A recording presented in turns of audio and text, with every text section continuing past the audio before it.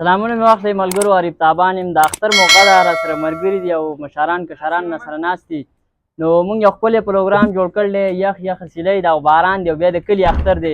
نو راځئ د کلیوال اختر په باره کې به سره یو څو خوږې خبرې کوو او ډېره زیاته سیلی ده. وایي چې قسمت زمونږ نشتی د رنګونو په موسم کې، موږ خدای یو پیدا کړي د ورونو په موسم کې.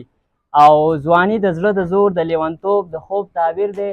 ځواني د زړه د زور د لیونتوب د خوب تعبیر دی. د ژوند نغمې غږیږي د خوبونو په موسم کې. نو راسره ملګري ناست دي، د دوی نه به تپوس کوو دا پروګرام چې دی یا د اختر دا غوښې مخې شوي دا خو په هر ځای کې چې سړی خوري، خو چې بیا پروګرام جوړ کړي نو په هغې کې ډېره زیاته مزه کوي د دې ملګرو سره دا ګپ شپ. نو راځئ د دوی نه به یو څو تپوسونه کوو چې د کلیوال اختر په باره کې به دوی څه ویل. ډېره مننه عریف تابان صاحب. یو خو د اختر ښکلای هغې ښکلا دا ده چې د ټول ملګري راټول شي، خپل پردي ټول یو ځای ته شي، یو حجره کې راکښېني او هغه خپل هغه کښېناسته او پاڅېده یو ښکلا جوړه کړي. او دویمه دا چې دا غټ اختر چې نو دې کې هر سړی قرباني وکړي او بیا یو حجره کې یو پروګرام جوړ کړي لکه دا تکې میکې او د سیخانو او دا هغه انجوای کوي، نو هغه یو احساس او یو مزه ورته میلاو شي.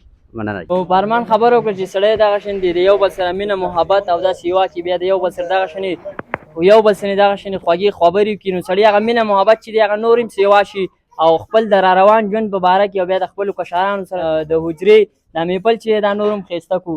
نو اقبال راسره ناست دی د تره زوی، نو بیا به د تره زامنو ته تربور نه ویلی کېږي کله موږ داسې پروګرامونه شروع کړو. نو اقبال صاحب څه دی خیال دی ملګرو ته به څه ویل غواړي د کلیوال اختر په باره؟ یاره عریف تابان صاحب ستا ډېره مننه، شکریه.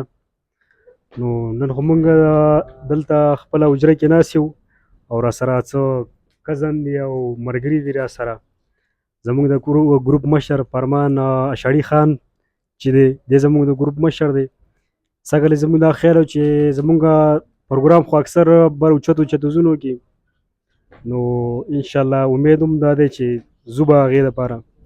او نن خو هسې موږ دا کزن او دا ملګري فرمان صاحب او عبدالحلیم ملګری خوږ دا راغونډ شو موږ دلته بس د حجرې پروګرام او د بربیکیو جوړه کړه. نو ستاسو ډېره شکریه ادا کوم، ډېره مننه جی. نو ملګرو دغه پروګرام چې ډېر زیاته مزه کوي، اقبال پکې هم خبرې وکړي، نو د یو او بل نه چې داسې تپوسونه کوو بیا د یو بل سره خوږې خبرې کوو.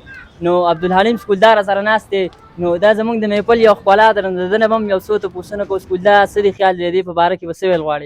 ډېره مننه عریف تابان صاحب ستا د دې ښکلو خبرو. زه شکرګزار یم چې موږ سره دا ملګري ناست دي. فرمان اشاړي خان دی او پیتقور ټیکهدار دی. نو موږ استادو ډېره شکریه ادا کوو چې لکه دا ښکلې محفل دی او ښکلی پروګرام دی. اکثر موږ محفلې په دې دشت لیلا کې ډېرې زیات کوو. نو ملګري لاړ شو هلته ګډ بیزه بوځو او ډېره مزه کوي. خو د هغې ځای نه زما دا ځای ډېر زیات خوښ شو، ولې چې ملګري ټول راجمع شوي وو. لکه زما خیال دا راځي چې اختر ورځ نن ده، نو زه ستاسو ډېر شکرګزار یم. ها ملګرو نو دا پروګرام چې موږ جوړ کړی دی نو دې کې راسره مشر ورور هم ناست دی. نو خیال که تاسو کړی مشر ورور چې دا د ملا تیري، نو چې کله دی د مشر ورور نو سړی ډېر زیات ډاډی.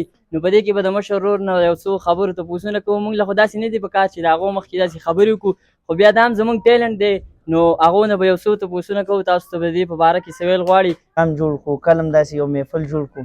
موږ به د سره مشوره کوو، عبدالحلیم سکولدار سره کوو، عطاالرحمن طاطا سره، بخت رحمان سره او تره زامنو سره، عز الله اقبال سره.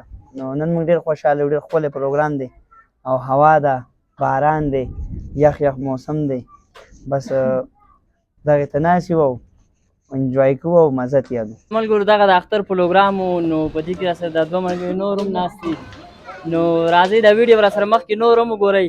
د دې نه خوندونه مزې زموږ د دې ضلع شانګلې نه خوندونه واخلئ، مزې واخلئ. د دې شنې شانګلې په باره کې به تاسو سره نورې خبرې هم کوو، راسره وګورئ. ډېره مینه او مننه، ښاد او بریالي اوسئ.